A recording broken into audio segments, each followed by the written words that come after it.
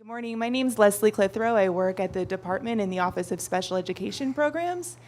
And this morning I'm here as the moderator for our panel, joined by a group of, I'm just going to move that. That's okay, so I don't have to lean as far. Joined by a group of 4 panelists here who have a wealth of experience to share with you all. So pleased that you're all able to join us. As I said, this morning we're talking about the critical elements from Section 5 of the updated guide focused on inclusion. So that would be critical elements 5.1 through 5.4. And we have 4 panelists. We have Angela Broadus. Angela holds a degree in mathematics education with a concentration in educational measurement and statistics. And she is joining us. She's currently at Benedictine College in Atkinson, Kansas. So she made quite the trip to join us this morning. Also have Dr. Melissa Golson. She's an educational researcher with expertise in fairness in testing, accessibility, and assessment of special populations. And Melissa has a wealth of experience as well. She is currently serving as a researcher for the Alternate English Language Assessment, ALTELA project at the University of Wisconsin-Madison. So I know a lot of people have questions about English language proficiency and those new pieces, so hopefully Melissa will be able to help us with that. Dan Farley is also joining us from Oregon, where he's the Director of Assessment for the Oregon Department of Education. His areas of expertise include large-scale assessment, alternate assessment, accommodations, and accountability. So great areas of focus for joining us this morning. And we also have Fran Warkowski. Okay. And Fran is joining us with a background in speech as a speech-language clinician, supervisor, administrator, and faculty member with many years of experience, Fran. So we're happy that you're able to join us this morning as well. Thanks to all of you, and I think we want to just go ahead and get started so that we have lots of time to dig into the elements. So we are going to start by thinking about when states submit their evidence for peer review, it's helpful to think about what works really well so that you all, as you're preparing peer review submissions, can think about what's going to be the best evidence to provide. So hoping that each of the panelists can help us to think about that and to think about what's worked well, and specifically if there are pieces of evidence that have really helped to ease the peer review process. Good morning. Yesterday I had the opportunity to listen to the monitoring session, and what occurred to me is during that session, many of the questions from the audience were answered by saying, well, the state should provide appropriate documentation and that should be followed. So what I'm going to talk about is 5.1, and that is a place where the state is requested to supply appropriate documentation. So think of this as the instructions that apply to the monitoring. So good submissions should include how the state has provided guidance for inclusion of all students. These documents should be up to date and should be accompanied by documentation of adequate training of personnel to carry out that guidance, which is 5.4 specifically. So what features are typical? States often have policy documentation describing different assessments and accommodations. Strong submissions also have documentation written to parents and to teachers to assist them in understanding the different assessments and accommodations, which students they are appropriate for, and any different outcomes of being assigned a particular assessment or accommodation, such as different diplomas. And we'll discuss new features later, but something to keep in mind here is a new requirement is equal benefits, and that is very appropriate to consider for these documents.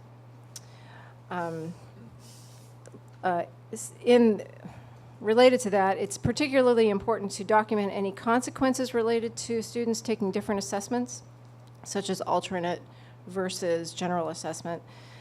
These could include delays in their matriculation and other consequences. And like I said, that will be covered in the new question as well. Strong submissions have included documentation that informs parents and assists local educators in making decisions regarding assigning appropriate assessments to students who have IEPs or 504 plans.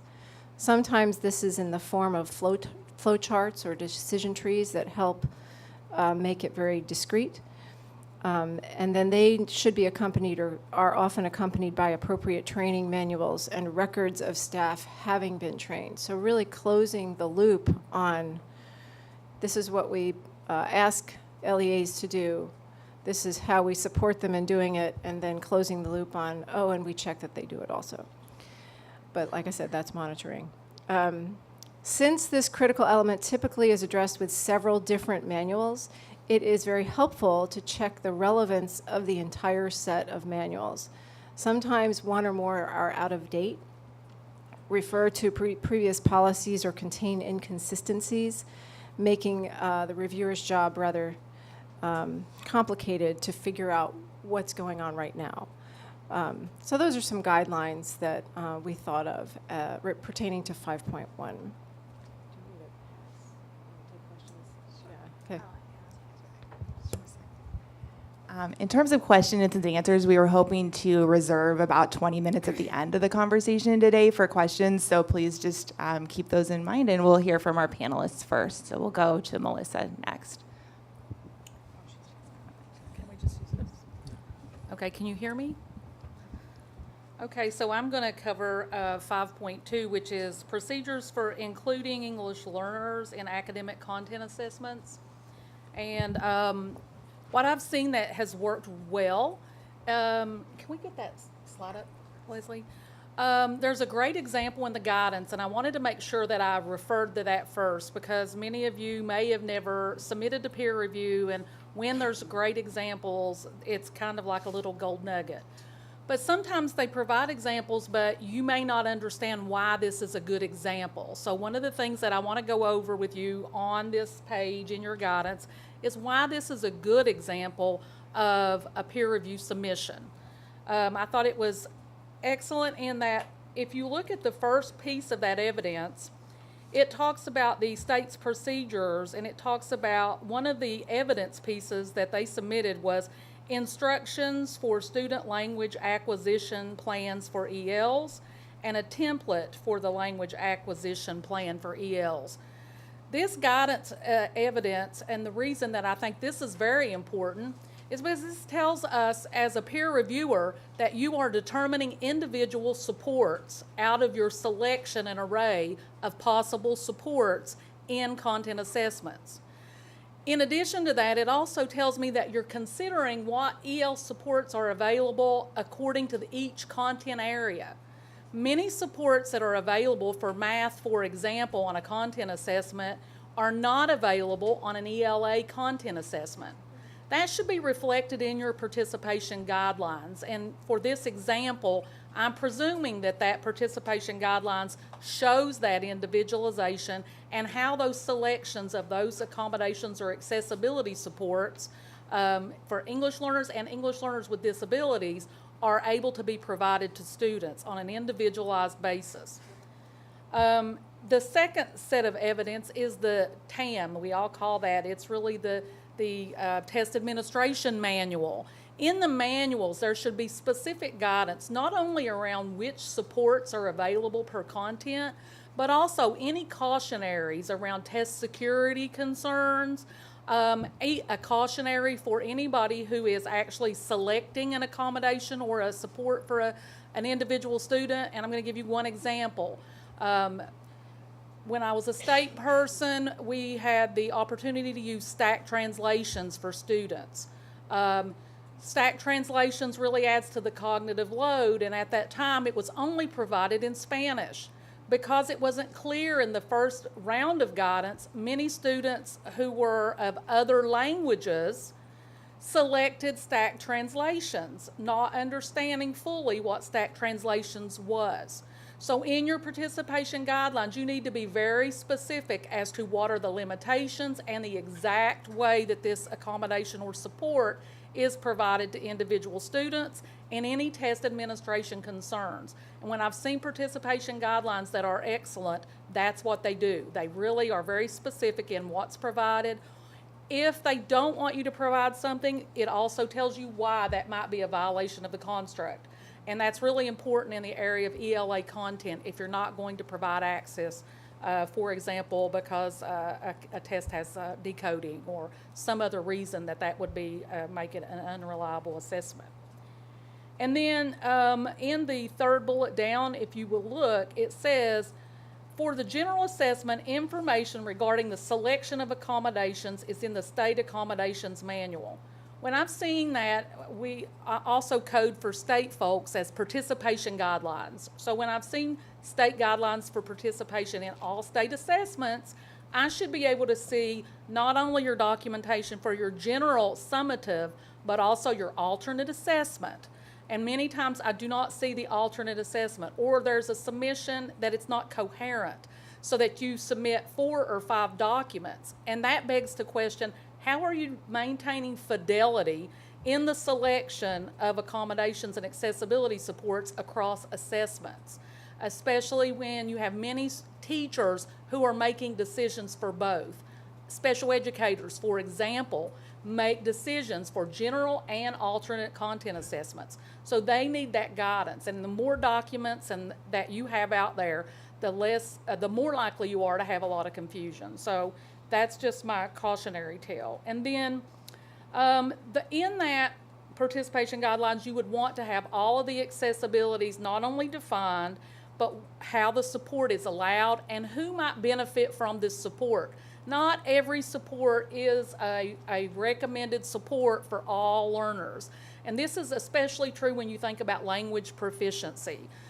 For example, if I'm a student and I have really very low L1, you reading the test to me is really not going to make a lot of difference because I don't have that language yet. So I see a lot of read aloud supports or text-to-speech supports, which if you really want to talk to me later, I can get on a tangent about text-to-speech when it's not provided instructionally. So what you see as a selection, you need to have a process where you're also identifying instruction, the connection between the instruction that the student receives, whatever the instructional supports, that should match the assessment supports. You shouldn't see students getting these supports outside that. And then finally, making sure that your guidance includes not only for the general population of any universal supports and tools, but also any supports that are available to any student with a plan, as well as any student with a disability. And a lot of times English learners are left out of the participation guidelines. And so in the great participation guidelines that I've seen, there's not only been great guidance, but there's also references to training materials so that if a district is not really up to speed in providing this, and what I, in my own experience, have figured out is that not every district is equal in their ability to train staff around accessibility options. So that's a big consideration as a state. You should really consider how you're making uniform test administration and accessibility happen for English learners and for students, English learners with disabilities. And that's why I think these are great examples of supports. And my last cautionary is if you're a new person and you look at the guidance and you see all of these examples, and I'm saying this because a new person who's never done peer review came up to me yesterday and was a little overwhelmed about the list of possible examples and thought that they had to provide all of that. You need to only provide what shows that you have a coherent system, a body of evidence to answer the requirement in the guidance document. So more is not better always. Peer reviewers really complain when we get 900 pieces of evidence and we kind of like think, oh, what are they trying to hide? So just so you know, a clear set of support, a body of evidence is much better than more. More is not better. Good morning, everyone. I am going to be talking about 5.3, which is accommodations primarily, and first focusing, of course, as my colleagues have, on submissions that were good, what they did well. I wanted to first start, however, with kind of a little bit of background information about accommodations. I first was introduced to the concept of accommodations and have been learning ever since about 2004. So I wanted to kind of give a little bit of a shout out to Sharon Hall, Sandy Thompson, and the crew at ACES who did a lot of the original work that is allowing us to have these conversations, because we have a shared vocabulary now about what an accommodation is versus at that time an adaptation or a modification. There was so much confusion in the field at that time that manual really helped kind of set straight. And I don't think I have seen a submission that doesn't include that manual or portions of that manual with various titles and sundry states, and not always the right state, identified in terms of the evidence. So the how to choose, use, and evaluate accommodations manual, I think, still survives even in some of the submissions I've seen. And I'll talk about it actually as a part of a submission and how it can fit. The point about accommodations is that was a while ago, and tests have, of course, developed significantly and in different ways since then. So what we used to consider accommodations isn't really necessarily now what we consider accommodations. Some of those things have morphed into universal design components that are part and parcel of what all students get. So I wanted to start with the definition that's in the peer review evidence for states to prepare, and this connects to monitoring too. The definitions that is in the guidance document is that the accommodation has to be selected for the individual student. So in my context, working with Smarter Balance, for example, that includes designated supports and then what we also call accommodations, because designated supports have to be selected for individual students. So the monitoring impact of that is you better be monitoring designated supports as well as accommodations, no matter what you call them, because they're both considered accommodations within the peer review context. So that being said, a lot of what I'm going to share is a little bit redundant. There are certainly themes that go across each of these components because it's a system. The things that states do well is they submit, as Melissa was pointing out, one central document that has most, if not all, of their accommodations guidance. One thing that I've learned you cannot assume is that anyone reads what you're putting out there. They don't read. Most of the time, teachers don't have time to read. So the only time you can really be assured that they're getting the information that you're trying to peddle is that you force them to go to a training, so required training, that they sign that they attended, and there's documentation of that. The other theme that was echoed is you can't just provide lists of accommodations. Of course, we started off with lists of accommodations, and every kid got everything checked because people thought they were doing the right thing. We've evolved to the point that those accommodations, of course, have to first be test-specific.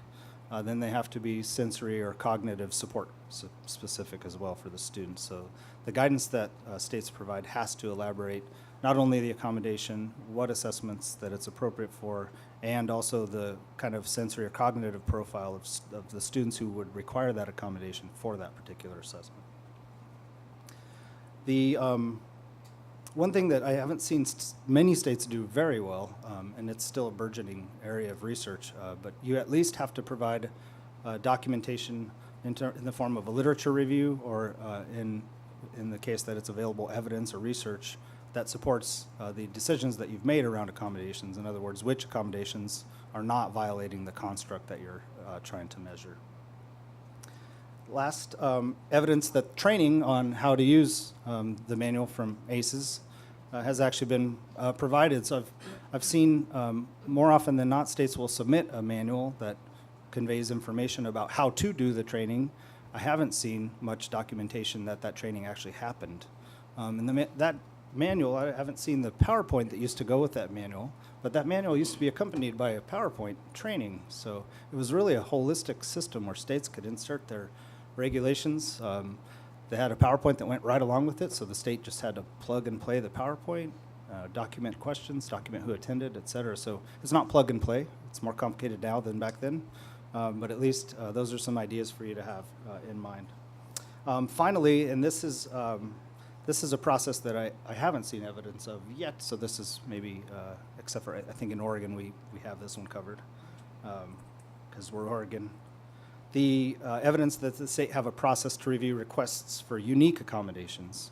So if there are accommodations that are in your manual that don't happen to cover every possible situation, which of course no manual can, the state has to have a process by which stakeholders can request an accommodation in a kind of a unique context. And I'll talk more about how states miss the mark with regard to accommodations and some of the new stuff later as we go through the discussion.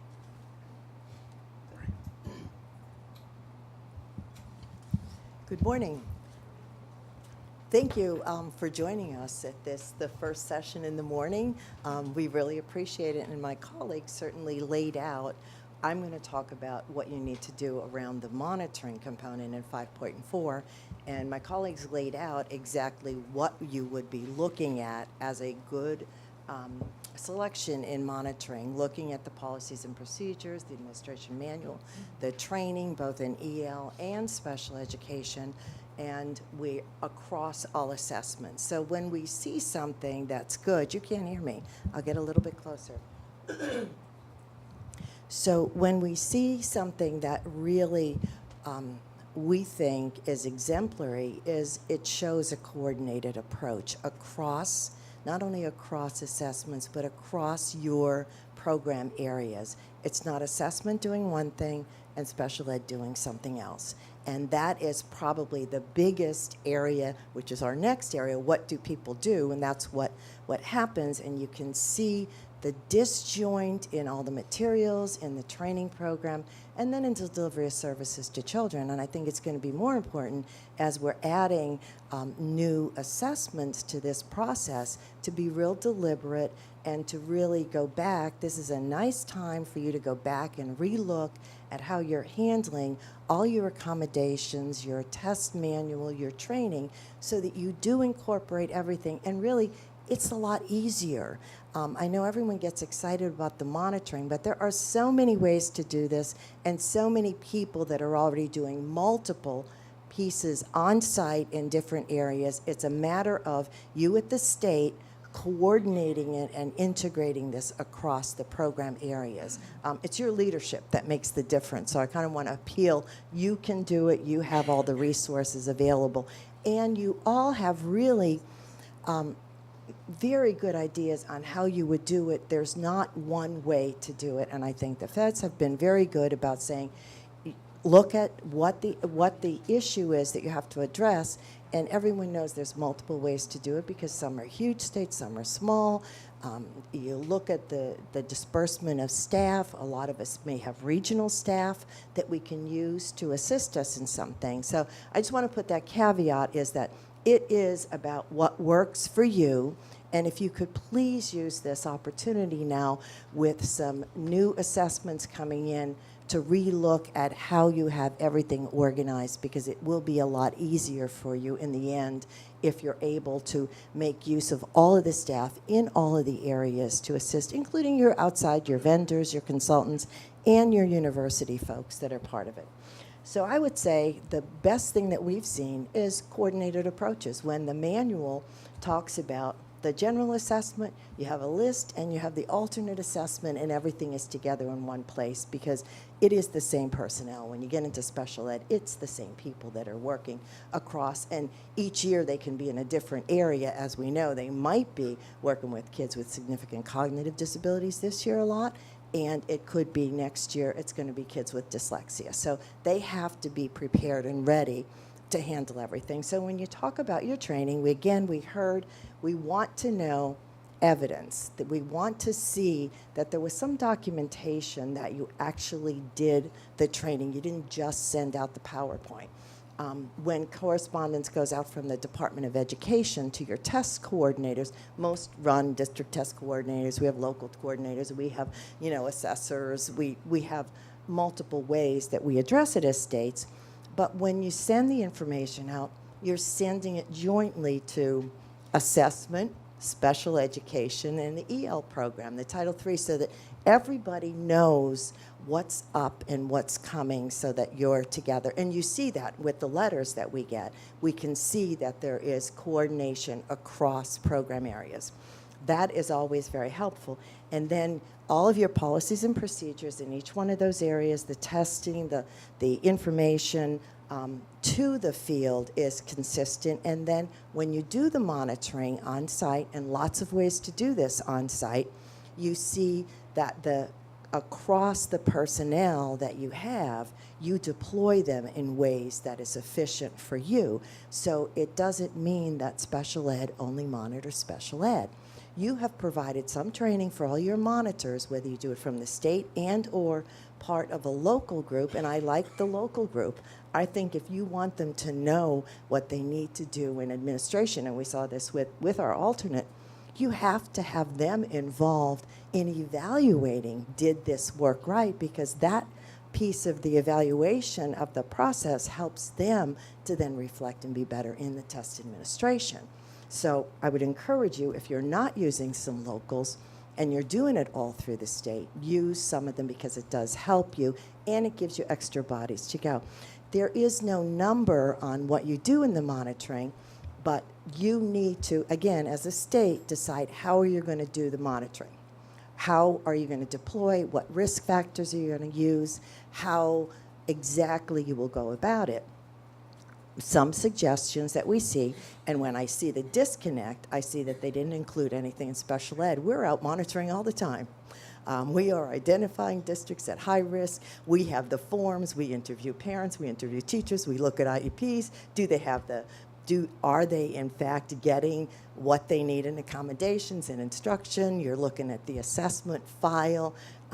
Sometimes in the state I'm in, we can just pull the videos because the videos are recording. We can check, did they get the assessment? And that's an easy way for us. Now, maybe you want to in advance do some of that, or be on site and use your, use Skype, use FaceTime, use bug in ear. There's a million ways to look in on the classroom, to watch the test administration. You don't physically have to be there. I'd encourage you to use the technology we use for training. What we do in PD, we could use as part of the monitoring and follow-up. That's what we do in coaching. There's no reason that you can't use the technology. I have not seen that yet, but there's no reason that it can't be a piece of the follow-up monitoring. We want to see your checklist for monitoring. What protocols did you use? What training did you do with your monitors? And then what was the result of monitoring? And I've heard this from another of panels yesterday and everything, is so what? You have to answer the question, so what? You monitored, you went through all this, you have great policies, you do the monitoring, and then everyone turns in their paper from their monitoring. So what happens with it? How do you use it? How do you use it to improve your training, your system? And then decide if you have some issues that you really need to address because something funky is going on in certain places, and that can help you. So you have to then organize it. What we want to see in the submission then is you have a result, you have some data, you have the protocols you used, your training materials, and that what you did with it when you finished was it made a difference in improvement of your system. So usually and as a result of this, we found 1, 2, 3, and we're going to follow up on this next year, or we changed our training materials. That's a good submission. And you don't have to go through a lot of, it's not a 50-page manual. It really is your bullet points on what you're doing, but your backup sheets show that you've done what you said you've done. Okay, thank you. Great. Well, thank you all for sharing what's been working well from states. It's always good to hear that and to start the conversation with some really great examples. We next wanted to transition into when you're working as a peer reviewer and thinking about places where there might be some stumbling blocks or places where states could just maybe present their evidence in a little bit of a different way. What would be helpful for states to be thinking about in those areas, and suggestions for improvements for states? I'm going to organize my first set of comments around the questions who, what, and how. As I went through my notes, or our notes from our phone calls, that's kind of how it made sense to me. The first thing is to provide policy documentation that is clearly marked, dated, and signed. Some of the critical element requires us to find policy, and the nature of that is important. The next set of things all fall under providing state guidance documents to describe the expectations for how schools should, and now there's a laundry list. First of all, identify students who may require alternate assessments or alternate accommodations or, no, I can't remember the word. What's the other thing? Accommodations or? Supports. Okay, sorry. So identifying the students is a very important first step, and I heard this yesterday in several different sessions also.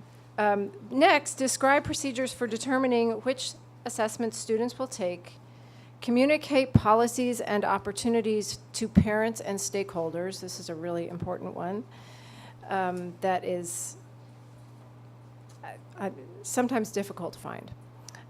Explain how assessments aligned to the alternate achievement standards are related to the grade level content standards. This is probably also included in another critical element, but it's appropriate here so that the parents understand. So that link needs to be clear to the parents of students who may receive alternate assessments, so they understand what they're agreeing to. The state and LEAs should communicate potential risks of being assigned alternate assessments, so this should all be in clear, simple language so that any reader can understand it, not us so much as the potential stakeholders. Document training of educators to carry out policies. I know this falls under monitoring, but the manuals could contain the kinds of documents that local schools should use to document local training, for example. And lastly, and this is doubling the monitoring piece, but the manual should describe procedures used to monitor students' assessment assignments. So monitoring who gets which assessment, not just how that assessment was delivered. Including how monitoring activities are integrated with accommodations and test administration. So, like Fran said, coordinate the systems. So those are some guidelines on what the manuals can contain to provide a strong submission. Another thing that we've sought in the past is to see manuals, forms, and records that substantiate how LEAs apply the guidance and that they have done so. So the manuals, in addition, manuals that contain all the required local forms as appendices not only make our jobs easier, but imagine the teacher or the para or test administrator down at the school level having to find all the right things. If they're all supplied in the same booklet or PDF, I think that it speaks to an organized program. Part of that, and this I heard yesterday, was to include processes for what procedures should be carried out if something in the guidance is not followed. What forms should be submitted? When should they be submitted? Who should they go to? But if something doesn't happen the way it's supposed to happen, what should local educators do? And lastly, for my part, please send the reviewers to particular pages in each PDF file. It's very useful to name the evidence, give the title or heading within the evidence, as well as a page number and summary of how that particular evidence meets the part of the critical element that you're talking about in the template. But helping us find the particular checklist or form or paragraph is particularly the test administration manuals, which can be quite long, and the accommodation manuals. Both of those are usually pretty sizable. So sending us to a particular spot is very helpful. That's all.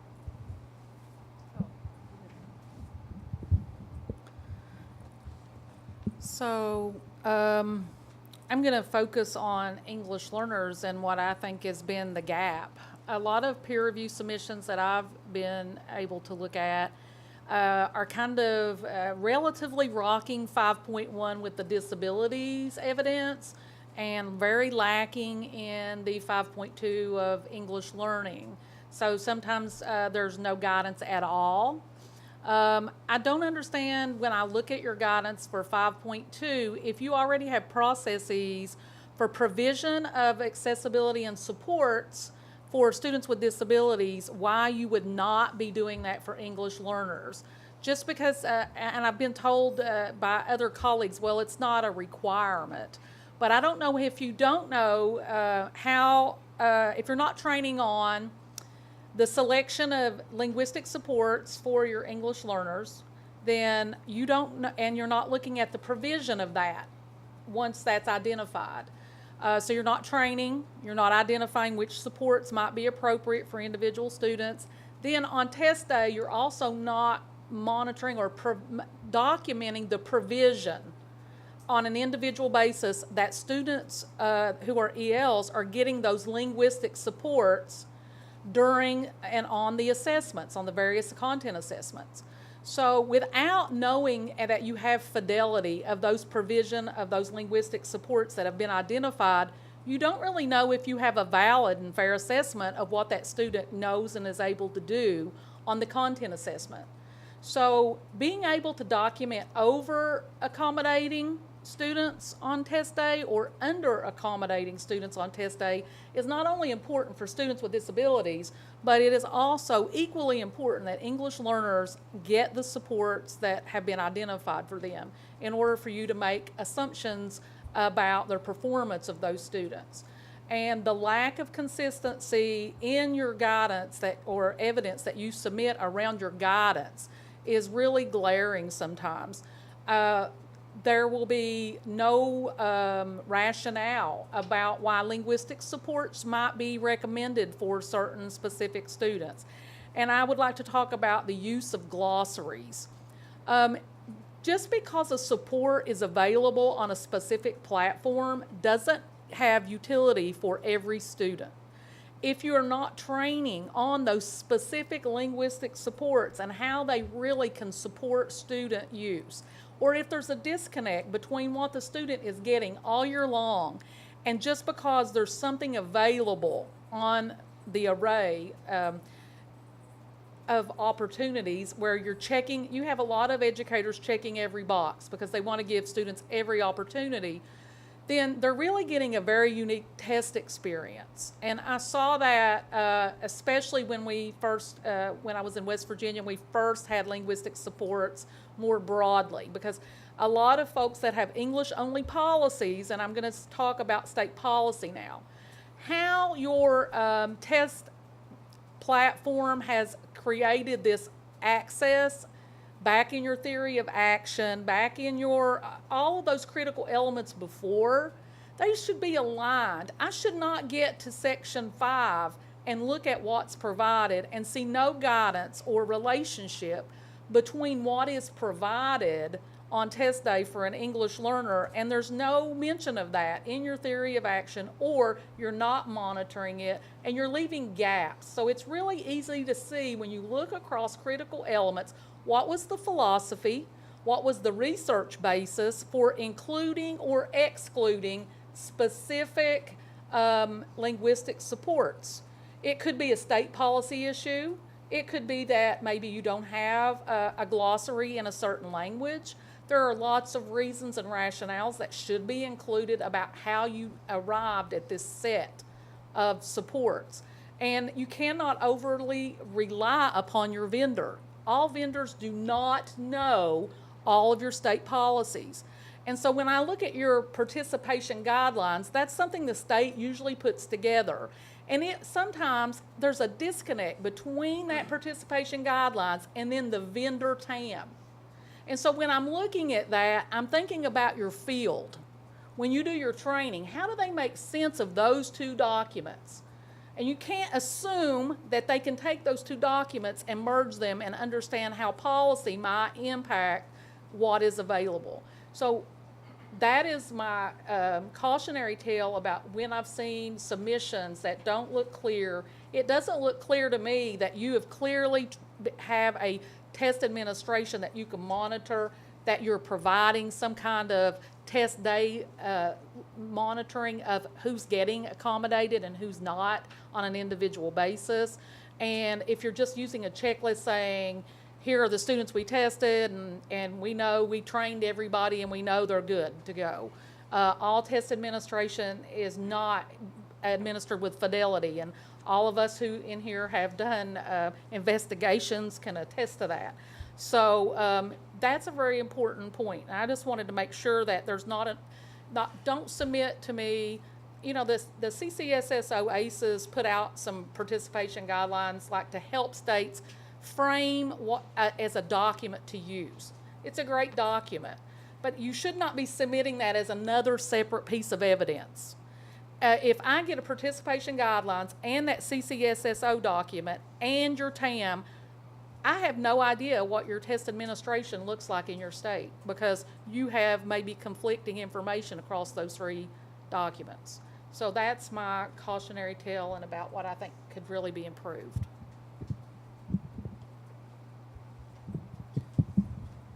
So the conversation in terms of accommodations about what states kind of could have room for improvement in terms of their submission, of course, kind of matches what states did well. It's the antithesis, in a way, of what states did well. So if you don't have a centralized, comprehensive accommodations and accessibility manual, what you have is a decentralized accommodations and accessibility series of manuals or documents or references that's really hard to make coherent, and it's really hard to demonstrate that it's coherent because it's not in the same place, it's not formatted the same way. It's missing parts, sometimes English learner guidance, etc. So if you're not providing that guidance to your teams or to your teachers, to your students in a comprehensive manual, then you're not. And that comes in a variety of sundry forms. The other issue I already mentioned is I think there's a lot of understanding about training resources that are available on how to select, how to implement, how to evaluate accommodations. I think that knowledge has been around for a while. Again, what's missing is any evidence that that information has been delivered to teachers in a training of some kind. And again, there are resources that support that for states too. This is more rare, but still occasionally occurs. I think there's the accommodations that are available from what I've seen across states, across vendors, across platforms have gotten to the point where they are pretty consistent across states, but every once in a while there are some gaps or holes in the guidance that I see. Sometimes it's because that particular manual's not there or not referenced correctly, you can't find it, etc. The thing that I have seen pretty commonly is the list of accommodations isn't identified. I think most states have gotten to the point where they are identifying which accommodations are appropriate for which tests, because that was something we learned a while ago. So the next phase of that is kind of describing the student profiles for which that accommodation on that test is appropriate, and that's a learning curve for some states still. The issue of the literature review or evidence that the accommodation has basically the intended impact of mediating the students' limitations of access to the assessment, but don't affect the construct, of course, remains a challenge for states, I think. States have to at least provide a literature review. There is literature available to guide that decision-making, and that should have guided your decision-making in creating your comprehensive centralized manual in the first place. But in some cases, we haven't seen evidence that the scores are comparable at all, or the evidence that was there was insufficient. And finally, the process for addressing unique accommodations requests. So in those situations that we can't possibly anticipate because of the unique interactions of student, district, school, teacher, you have to have a process for identifying and accepting unique accommodations and a system, a review process for making that happen in the state. Those are the, as far as suggestions, of course, don't do that. And that's easy to say. If you don't have a comprehensive centralized manual, take the pieces that you do have and put them into one manual. There are examples from other states that you could follow who have done that work. And those are, I think most states are really interested and eager to help one another out and get them through this process. I didn't mention it yet, but I think I haven't heard anybody else say, I've been involved in peer review since 2004. I've first as a state education agency employee from New Mexico, then as a vendor working on Oregon's alternate assessment, and then now back in Oregon, and also as a peer reviewer. So I've been the state role, I've been in the peer reviewer role, and I've been in the vendor role, and I still can't say that I have a firm grasp on how the peer review process outcomes result. You know, some of it honestly still is, I wouldn't call it luck of the draw, but you get a panel of 3 people. Those 3 people have usually particular areas of interest and focus, and that doesn't mean, you know, I have a hammer and I think everything's a nail, although I have a hammer and I think everything's a nail. Sometimes happens. So it's gotten a lot more systematized over the years, the peer review process, I think, and the U.S. Department of Ed has taken, I think, more of a role. It used to be, when I first started in New Mexico, it was a mean process. It was vicious, actually. The feedback we got back was, I don't know, it was gut-wrenching. So what it's become now is really, you know, states and the U.S. Department of Ed has a support role and a monitoring role. Back then, they took the monitoring role really, really seriously, and we felt that. Now I think they're taking the support role more seriously, and I'm also feeling that both as a reviewer and as a state.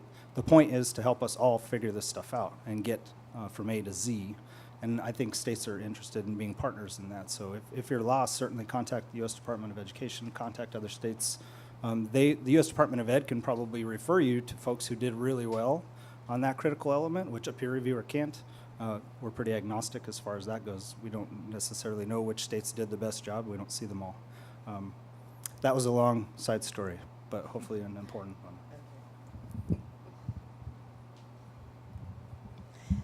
And I just want to follow up on a few items that have been said. You understand what the content piece, and then in the monitoring, what has been missing. Well, it obviously hasn't been coordinated. Sometimes you'll find a form that just identifies the information for 2-4 and doesn't include all the accommodation piece. If you look at the guidance, there are 6 items listed, and we're going to look for those 6 items. We're not going to look for 4. We're going to look for the 6. And your policies and procedures, your training are going to document that, and then we're going to follow up with the monitoring on site. And some states do great on the other ones, and then they drop off and don't do the monitoring and think that we have everything there and they should understand it. We don't. We're going to look for what's in the manual, what's listed, and we're going to go for that.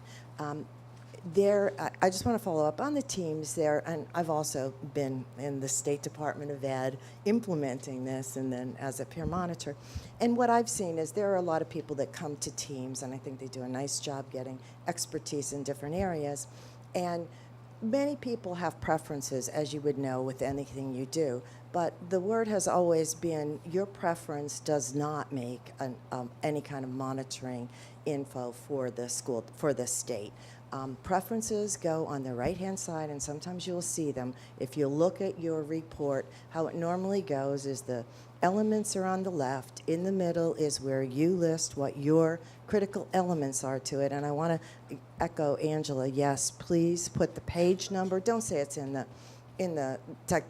test administration manual. There's a lot in there. Put the page where that particular piece, where your accommodations policy is, so people can see it and find it and look across areas. And then in the last column, it's suggestions. What you could do if you wanted to go further in this area, you met the requirement, it's a compliance review, you've met it, but what else you can do if you want to do it, just suggestions for you. And the state, the federal government is kind of the person that looks across all of them, and they're the consistent voice that makes sure and calibrates across states on what's needed, what's not needed. Because you're right, whenever you have people, they all have opinions.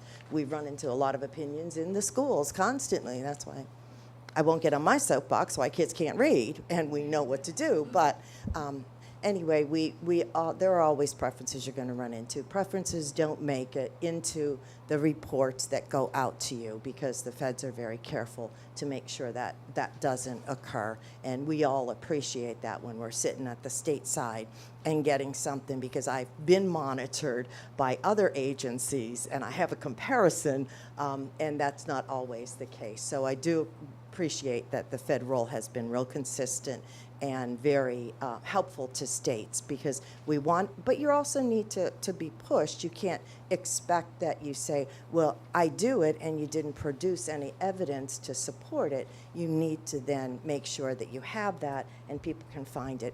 Sometimes there are databases that states have. Not all states have the availability of data on the state assessment that others have. Some can tie it back to their IEPs and look at stuff like that. So that's a way you can monitor and help to make your decision about where you go on site. Other states don't have those robust databases, and they cannot have the individual child databases at the state level. So that's why the feds would never request that you do everything like that, because it's not possible.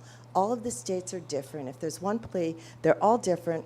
But please do it according to what makes sense for you. But you're going to have to address all of these elements, and there are times when you clearly see that they're not addressed. So you're going to be asked to provide the evidence for that. The biggest one is, are they monitored across all assessments? You don't find that. Are they consistent with what was identified by the team? That's not always given back to us. Usually they'll say, oh yeah, they had an accommodation, but was it what was on the IEP? And that's easy to check for people even on site. Is it consistent with the instruction and the assessment? And we've heard from everybody that is an area that we can't get teachers, parents, advocates. I don't know where it is, but if there's an accommodation, there's never an accommodation we don't like. We have to put them all down on the list, and that is not beneficial for the child, for the student, for the teacher, and I think teachers check them off. If there's one training that we could really do, if we could get this accomplished in states, is less is more. We want kids to be independent too when they're going. We don't all of a sudden want to pull all these supports that we're working for them. So we do want to be helpful in that particular case so that we can see it, but that's always missing. And then a summary of what happened with your monitoring results is usually not there. I would suggest that you also use your TAC for this and take some of that information back to them and say, here's what we have from our monitoring. What do you think are some suggestions for our next steps? Because they can be helpful to you. Usually you have experts in those areas on your TACs. Finding the evidence, again, the page number is probably one of the best things that you can do. Whatever your convention is doesn't really matter. You just have to have a way to find the evidence. And that is another big piece that we don't see. Actually, Leslie, I had one more thing. Another one of those steppers, something important that I forgot to say. The role or relationship that we have now is kind of different than when I left New Mexico. At that time, there were no, consortia. So states literally developed all their own guidance, they developed their own tests, et cetera. Adding vendors into the mix really has kind of changed the way in which documentation needs to be submitted. So submitting a vendor's TAM may be sufficient. Vendors are doing really good work, especially consortia. They're influenced by multiple states. The information's diverse, it's comprehensive. However, there has to at least be some kind of assurance that your state is following the vendor's documentation that's submitted, at least in whole or in part, and identify which parts you're not following, if that's the case too. Submitting something that just has the vendor's name on it and all of the vendor's information doesn't tell a peer reviewer necessarily that you agree with everything that's in that manual. Is that an implicit assumption? It needs to be explicit. That includes accessibility supports. One thing that we've done in Oregon, we have a process called organizing, which is where we go through whatever documentation or information we get from the vendors. We review it, we tweak it, to make it match our stakeholders, use our vocabulary, et cetera. So we have the vendor's information that we get. It's usually great. We usually adopt most of it, but we tweak it to make sure that it fits Oregon. We make sure it has Oregon's seal of approval, and then we make sure the submission says that Oregon follows all of this particular guidance in, like our accessibility manual, for example, is an Oregon accessibility manual, but it includes components from Smarter Balanced, from ALPA 21, from our extended assessment, et cetera, and our kindergarten assessment. So all of our statewide assessments are kind of combined into one comprehensive central manual that includes vendor information, but clearly conveys that our state follows it too. Right. Thanks, Dan. We definitely want to make sure that there's time for questions because I know there are probably questions here in the audience. But before we get to that, I was hoping maybe each of you could just take a minute or two to highlight any areas of the new assessment peer review guidance that are areas that you think states should be paying particular attention to. I think the guidance tries to highlight what those new areas are, but just to use this time to highlight again. I'm just going to say two things. One is to pay attention to preparing documentation that describes how ELs with particular disabilities, significant or sensory, significant cognitive disabilities or sensory disabilities will be assessed in their English proficiency. The new guidance requires that if an impairment precludes assessment in one or more of the domains, then that domain does not count in the score, and so on and so forth. Anyway, this will be complicated for teachers.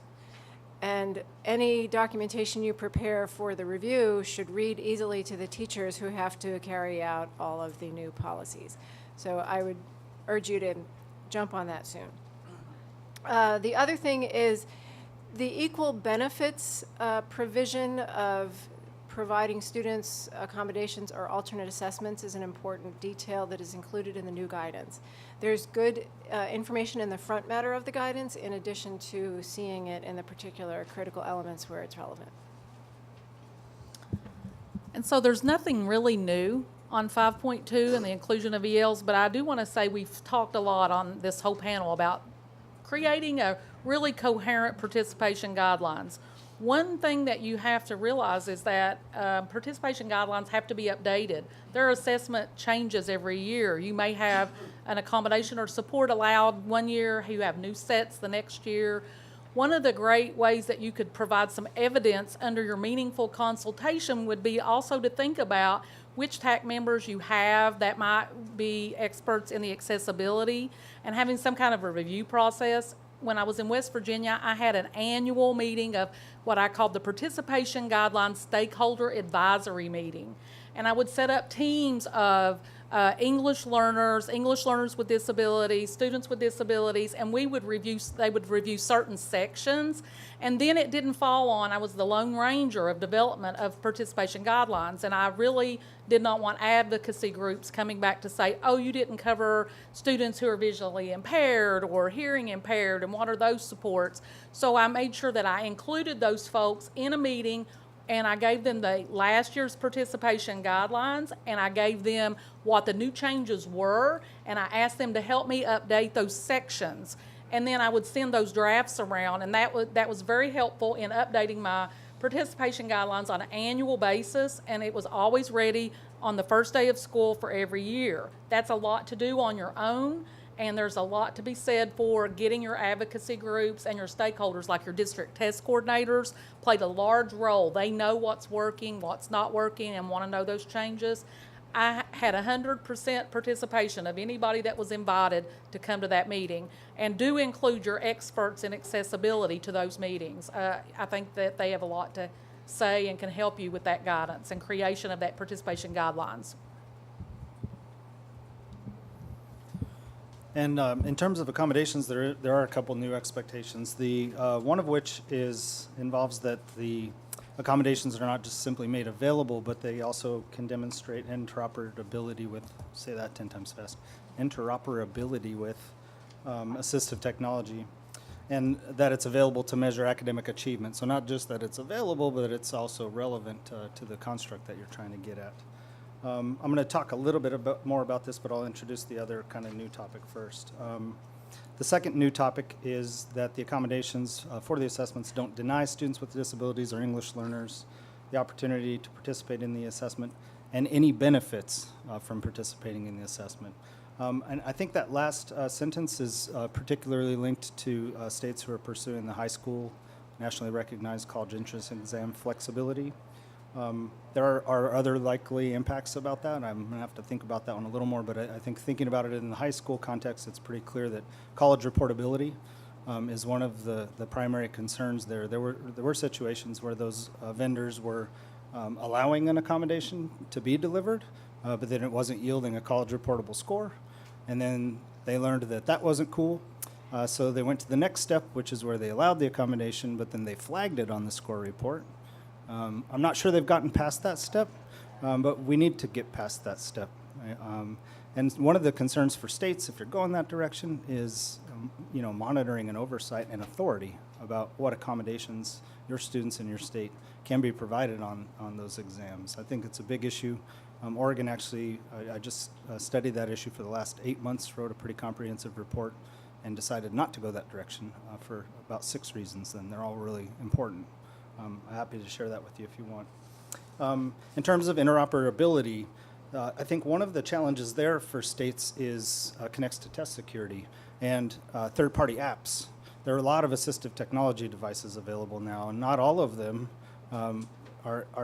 the vendors aren't able to demonstrate that test security can be maintained in using them, right? So that has kind of slowed down a little bit, in Oregon at least, our ability to provide all of the accommodations that students are getting in the classroom, because they're getting all kinds of assistive technology supports through iPads, through third-party apps. The third-party apps often communicate with off-site servers or through the cloud. How do our vendors make sure that those apps are secure? Well, they have to coordinate with the app developers, and that takes time. So interoperability is not quite as simple as it looks. What we've tried to do is target the resources that we know our districts, our schools are using most first, and make those available first. All of that costs money too, of course, working with your vendors to develop the systems to do all of the checks for test security there. So I think that one's an ongoing process. In terms of denying benefits, I think I said what I wanted to say on that one. The one thing that I want states to be really mindful of, however, and I'm just going to say it again, is making sure that the state's authority to determine whether or not a construct that's being measured is violated is really the state's authority. You're the one paying for the assessment. I know that the vendors are going to have their own opinion, and they also have to deal with a different audience for those test results, which is higher ed. That discussion might be hard, but it's one that you have to have, because there is no benefit, extra benefit or there's a perceived benefit of college reportability. If that's not there, it's not there. And then you can't claim that those are equivalent opportunities for students who are in general ed versus students with IEPs. And the only thing in monitoring, and I think I mentioned it's monitoring across all the assessments now. It's not just the general and the alternate, it's also the ELP and the alternate ELPA. So that will be, again, that's why I say use this time, because you have to do something new. Use this time to bring in your groups, and I agree with Melissa. I find it very helpful to bring in field people and parents and advocates, especially when you're in the special ed community. Start out with them and let them participate. We use them for monitoring all the time. Thank you very much. Great. Well, thanks so much. I think we have about 10 minutes, so I want to make sure that there is time. There's a microphone back here. I'll bring it around.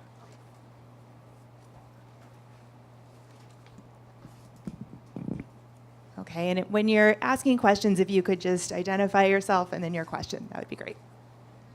Hi, I'm Yvonne Field from Montana in the assessment division.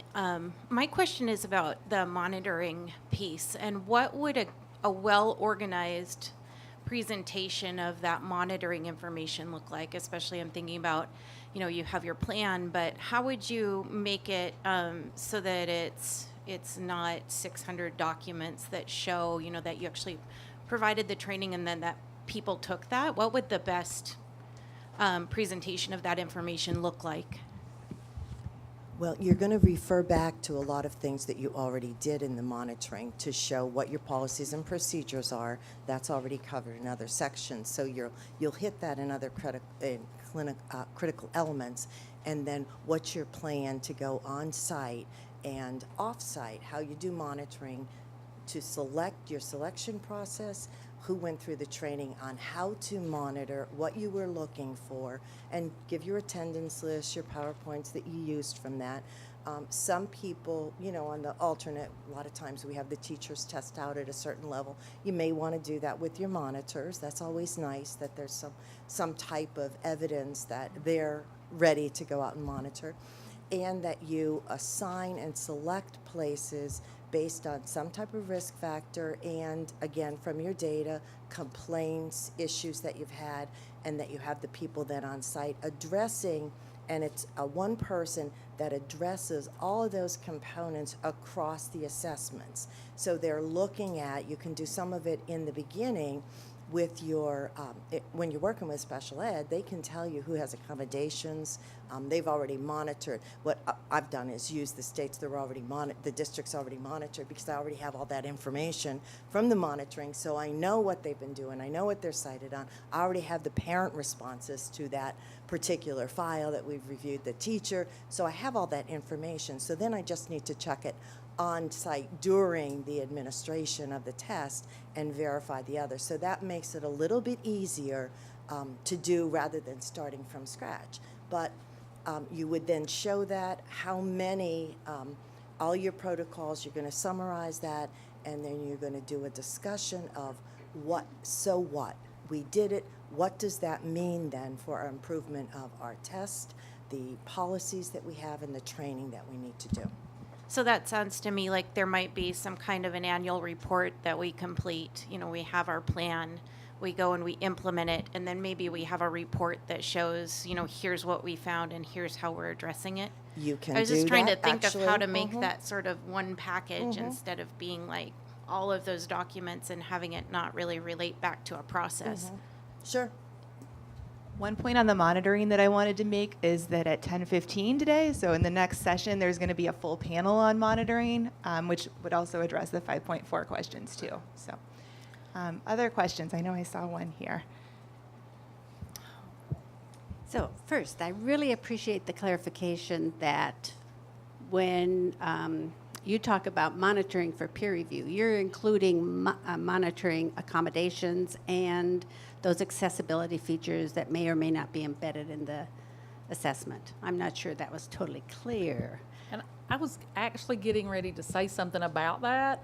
Monitoring test administration has one aspect. Monitoring accommodations and supports can be done in multiple ways, not just during on test day, but using the data that's available to you. For example, when I was in West Virginia, one of the first things that I did was I looked at all of my numbers, and I noticed that percentage-wise, there were too many students receiving scribing. And when I did an investigation and followed up on who was receiving it, I found out that many students were getting that because there was a misunderstanding about what scribing really called for in the writing assessment. And I even had teachers who said, well, this student can't spell, so we're giving them scribing. And though that would be a violation of the writing assessment. So based on that investigation of a high number or percentage for a specific accommodation, I then developed an actual video of what scribing should look like on a content assessment, and I did that as part of my training the next year. My numbers exponentially went down, and I let them know that I would be investigating scribing specifically so that, you know, they didn't know if I was going to show up at a test administration where a student was getting scribing, and I was going to look at how that was being provided. So knowing your high numbers for specific accommodations is really important, and making sure that you know where those are, and also any accommodations where you are concerned about test security, you should have that as a monitoring specifically, because you don't know how with fidelity that's being implemented. So test administration monitoring is very important. However, doing really deep dives into specific accommodations and using your state context, because your data may look very different than your neighbor's data. It's really important that you are tracking the use of accommodations, who is getting what, and for ELs with linguistic supports, EL teachers do not get the same level of test administration support training that students with, teachers that are in special education get. Because there's just this whole, it was never really that big of a requirement. And so I think there's just been a lack of attention specifically about training and following along. How many people are getting stack translations, and what is the L1 in Spanish for that student, to see if there's fidelity. So one of the things I was going to say, Martha, is I get excited as a peer reviewer if I see that you've reviewed accommodations in a specific manner and you have a plan to address that. And if you're studying that and you're disentangling student performance around specific accommodations to see if there are valid and reliable assumptions being made about a specific population, then you know whether the accommodations are providing a boost or whether or not they are just really truly giving students access. And that's really critical when you go back to your validity evidence. And I'm looking at Ryan Kettler because he did a great job yesterday talking about some of that validity evidence. And so that needs to be around specific accommodations and supports that your students are receiving. Very helpful, but here's my question. Sorry. I'm sorry. That was great. And it relates to the equal benefit conversation that we just had, because it's the first time this question popped into my head. I always read that as being related specifically to the high school assessments. But the way it was framed, I thought, well, why not? If you have a grade 3 test that determines whether you advance, grade 3 reading test that determines whether you advance in grade, would the equal benefit apply there as well? Yes. I'm not going to respond to that. Yeah, that's a question that's not for a peer to answer, but I think it's a good question. Yes. Equal benefit is not exclusive to the high school assessment. It obviously has a clear bearing on it, but I think states need to consider that across the board and decisions that they might be making outside of the accountability context for placement or any other sort of reason. Thank you. Well, really, how is that different? How is the high school diploma, I think, is one that is named in the evidence. So how is a high school diploma different from advancement? I think we have time for maybe one or two more questions. I saw one here. Are there other questions? Okay. I want to go here first, Susan. Thanks. I just want to say I'm floored by the conversation on monitoring, because we have, 10,000 schools, 3.2 million students assessed, and no resources to do this kind of thing. I have no support or participation from my SPED department in terms of our assessments. No support, for our EL people for assessments. Assessments are your problem. I have no way of I'm going to go back and say, we need to have some sort of local monitoring that they submit something to us. We do the data work, but in terms of on-site monitoring, we do 100 visits only to the general assessment, mostly for administration fidelity and security purposes, and that's a stretch. And I'm just making that comment. When you read these things, this is really, really, really a stretch for us. So I wore a lot of hats in West Virginia, so I couldn't do it either, even though it was a smaller state. There were a lot of districts. So having an online IEP and LEP plan at that time allowed me to be able to pull the accessibility options in an electronic way, because if they were inputting that, I was able then to do that. And then I was able to do an electronic process. But that does require that you have to have that data input somewhere electronically. And the great thing about doing all that, when we got ready to do our summative, we had an automatic upload daily for accommodations selection. So everything was turned on in the platform on a daily basis and upload. So if a student had an IEP meeting yesterday, today, read aloud or text to speech rather would be turned on in the system. And so being able to move electronically, if you're doing online testing, there are ways to do that that would not be as cumbersome as you would think.